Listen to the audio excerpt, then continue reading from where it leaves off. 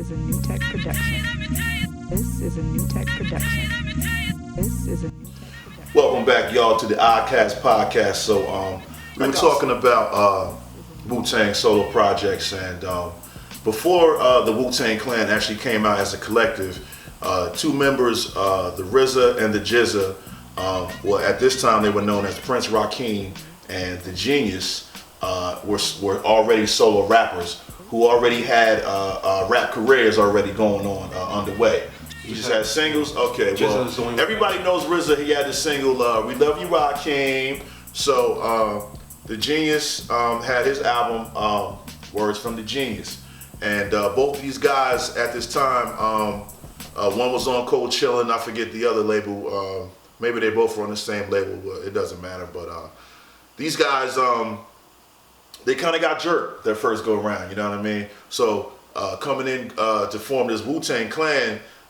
You know, they didn't have the creative control of their careers the first go around. So this time, I felt like when they were coming back in the industry as Wu-Tang Clan, as that one force, they were just relentless the way contracts were handled. Because, like I said, each member, they were only not able to record songs as a group, but everybody also had solo contracts. So it was just crazy. That was like the first time anything like that had ever been done.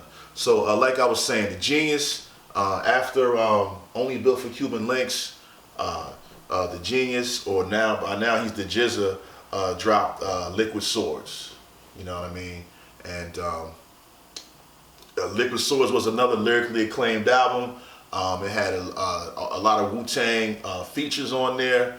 One of the most memorable things about Liquid Swords album is that first skit, man. When you got the little bit, the samurai. I think it's from I forgot what the movie was. Yeah, but it was a movie about a samurai. I forget the name of the shit. Yeah, I'm sorry, y'all. Man. But anyway, it was a skit where the little, where the father was talking to his baby, and he was making a baby choose between choose a sword or choose a ball. And he was like, if you choose the ball, then you're gonna join your mother in death. You know what I mean? But if you choose the sword, then you'll come with me and you'll live the way of the sun. I like that shit was crazy. It was so ill. And then that first song comes on, when the MCs came. When the MCs came, live out their name. Liquid Swords. To this day, I still get chills when I hear that fucking Especially song. that bass, that underlying bass. Oh my God. Yeah. That bass progression in the song, man. Talk about that shit, Some man. good stuff, man.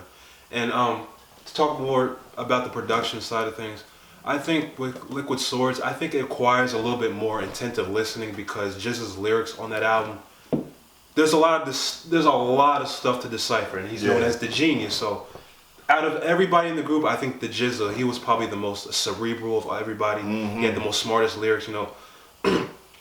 His type of stuff you really had to sit down and just like decipher. That's why Rap Genius exists for motherfuckers like GZA, so you can actually see what the hell he's actually talking about. And you got songs like Cold World, really good song. I Got Your Back, which I love the drums on it. Right, that was in a movie, I believe. Yeah. Fresh soundtrack. Yeah, the Fresh soundtrack. You know what I mean? Yeah. And don't forget about the labels. Yeah, labels. Yeah, he took every label in hip hop and he laced it all together in a really, really dope way.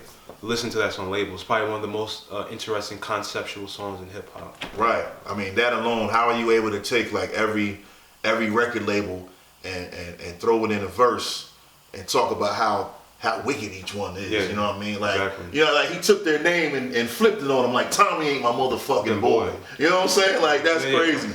You know what I'm saying? So the Genius was slick, man. Also, another jam that I like on that album was Duel of the Iron Mike.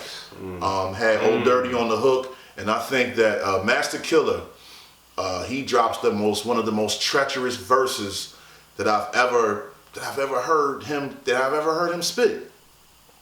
You know what I mean? You could withstand astonishing, punishing stings to the sternum.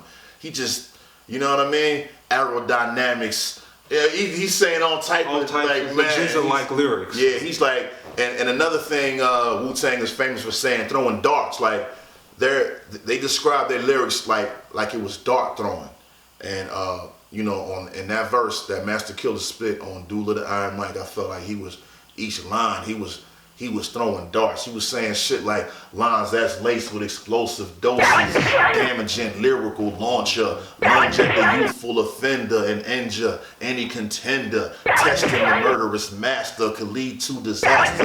Dynamite thoughts explode to your barrier. You know what I'm saying? Rips your retina.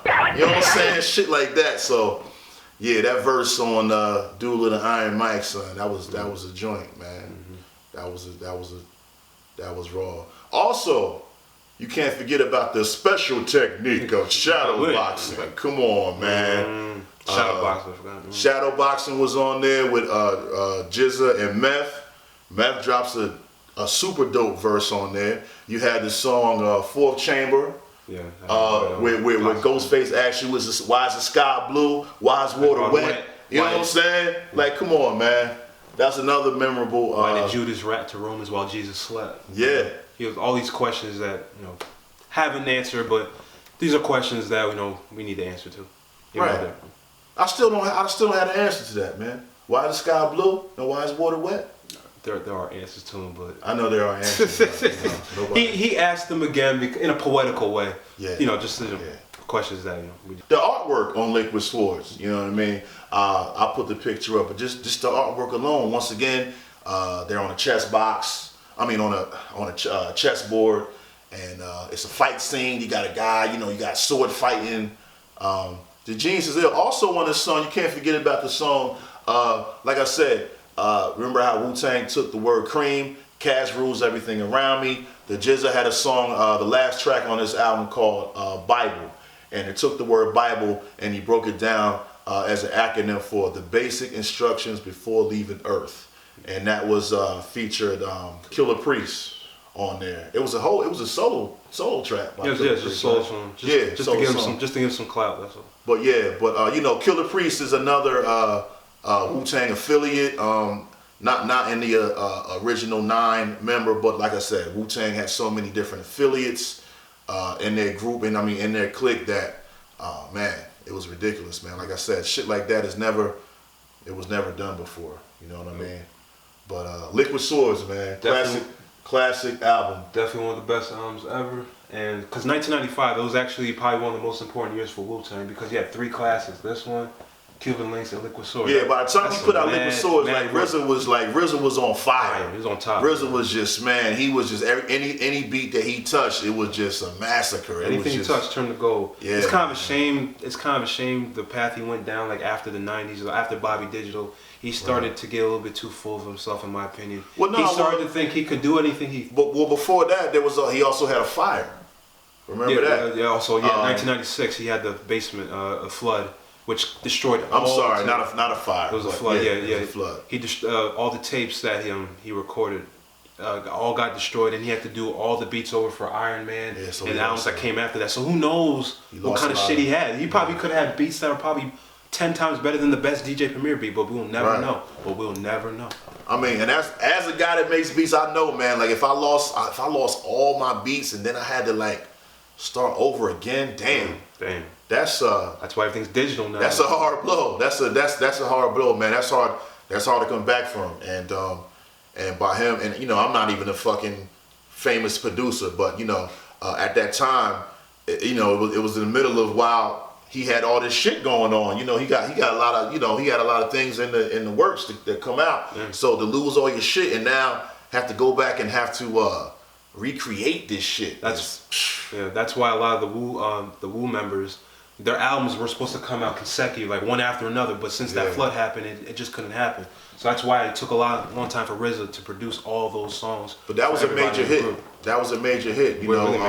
It's something that people don't really talk about. But yeah, that kind of, I don't want to say it hurt the Wu, but it hurt the Wu.